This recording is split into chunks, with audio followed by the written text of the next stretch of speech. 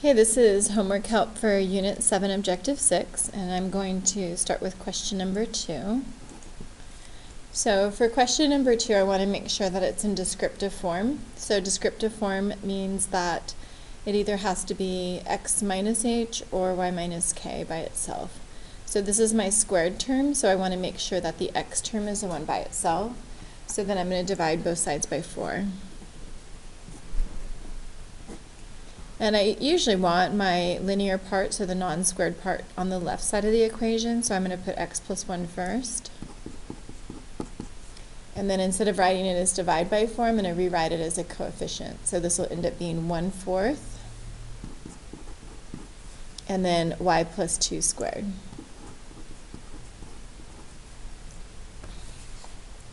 So now that it's in descriptive form, I can find all the pieces that I need to find. So I know that my vertex will be -1 and -2. So what affects the x, what affects the y. And then for my focus, I need to find c. So c will be 4 divided by 4, or 1. So c equals 1. So I'm just taking this and always divide by 4.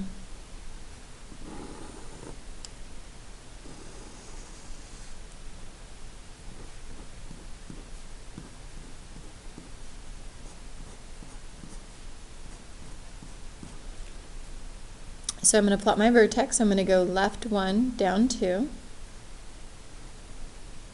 And then this is an x equals, so if it's an x equals, I'm going to go along the x-axis, and I'm going to go left 1 and right 1 because of my value for c.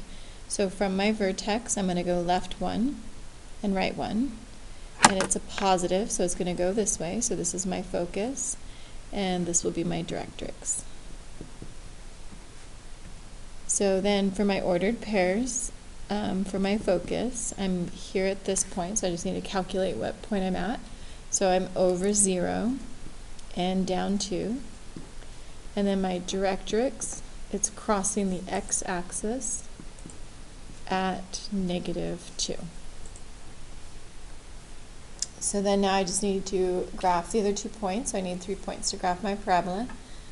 So I'm going to use my focal chord width of 4. So my focal chord width is 4. So from my focus, I'm going to go up 2 and down 2.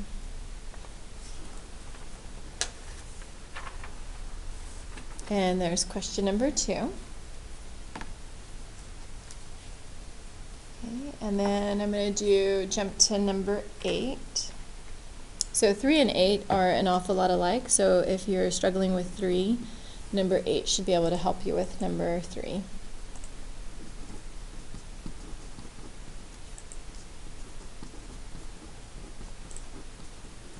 So I need to complete the square to get into descriptive form. So because I have my x squared term, I want it to be y minus k equals ax squared plus bx, right? That would be my first step when I'm trying to complete the square. So I'm going to subtract the 98 over.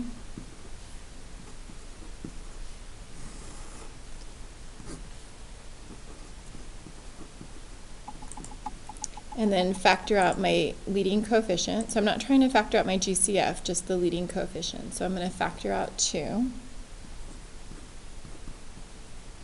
And then when I divide the 28 by 2, I'll get 14. And then I know I need to add a constant to get a trinomial in order to have a perfect square. And so whatever I add to this side, I also have to add to this side. So for -14, -7 plus -7 gives me -14. So then I multiply it by itself. So that would be 49. So I added 49 to the group here, but it's being multiplied by 2. So I should not be adding 49, I should be adding 2 times 49. So 2 times 49 is 98. So this will end up being just 0. And then I have a 2 here, and then I want to factor this to my perfect square, so that would be x minus 7 quantity squared.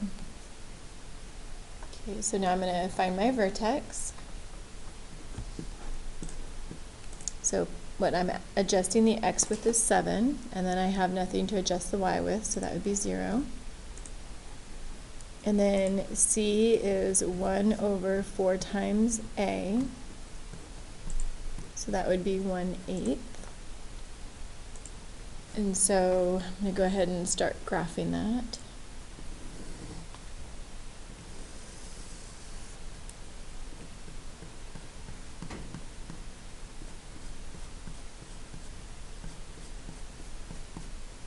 So for my vertex, I'm going to go over 7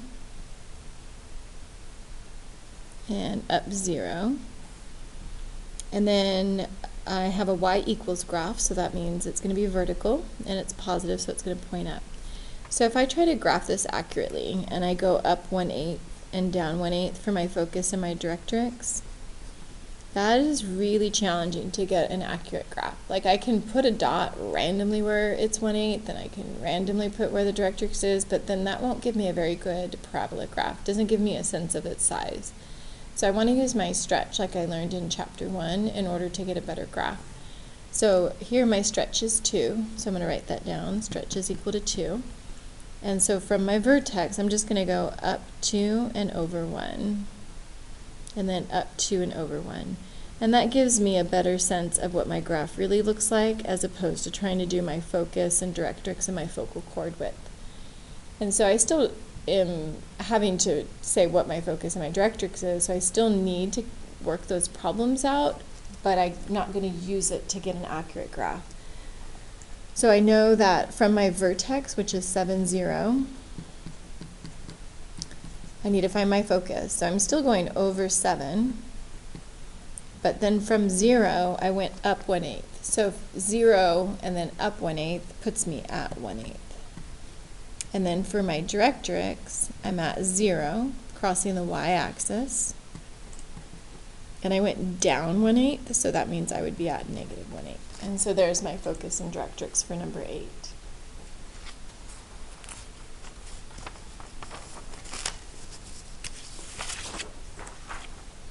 Okay, and then let's take a look at one more here. Let's look at question number 11.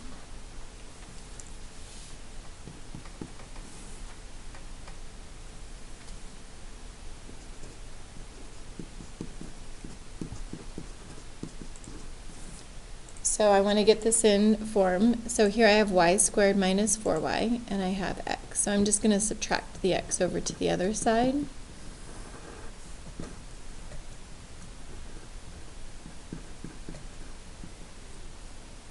So that's just 0 minus x, or negative x. So I want to complete the square on the squared term. So I'm going to flip this around because I'm used to the x being on this side. So I'm going to move the x over.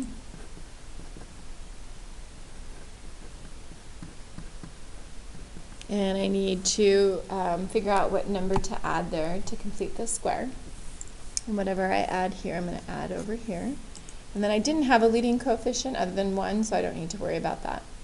So negative 4 is negative 2 twice. So then I just square it to find my constant to create my perfect square trinomial. So whatever I add here, I need to add here. And since there's not a number to multiply, I'm going to go ahead and still be adding 4. So then I have negative x plus 4.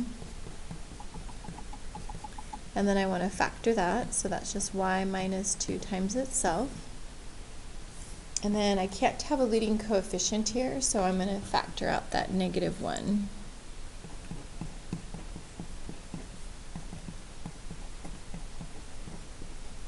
And then divide over negative 1.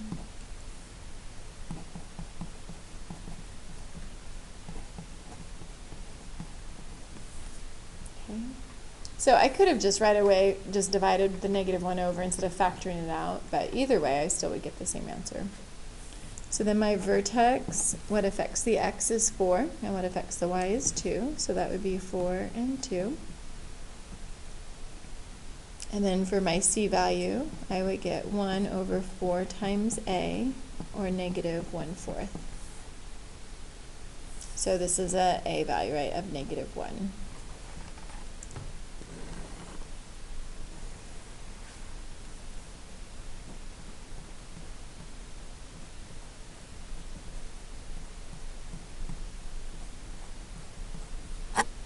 So I'm going to go over 4 up 2. And then my C value is negative 1/4, and it is a x equals graph, so that means it's a sideways graph, and it's negative, so I'm going to go to the left. So I'm going to go left 1/4 and right 1/4. So there's my focus, vertex, directrix. So again, for the same reason as before, I want to use my stretch to graph this, because trying to figure out what's my focal chord endpoints, trying to move a 4th and an 8th and numbers like that, it's difficult to have a fairly good representation of that. So I'm going to use my stretch. So if I look here at my equation, my stretch is negative 1.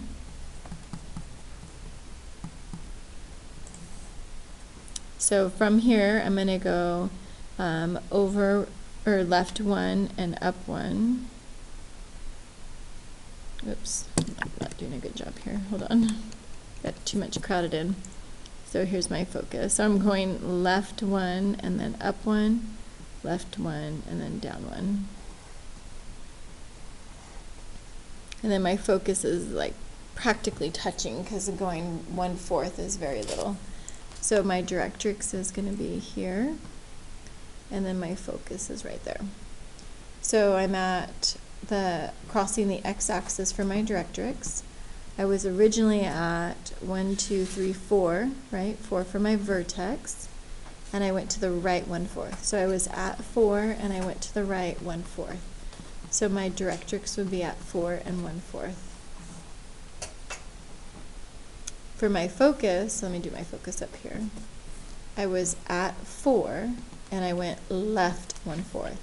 So I'm at 4 and going left means I'm subtracting. So that would be 3 and 3/4.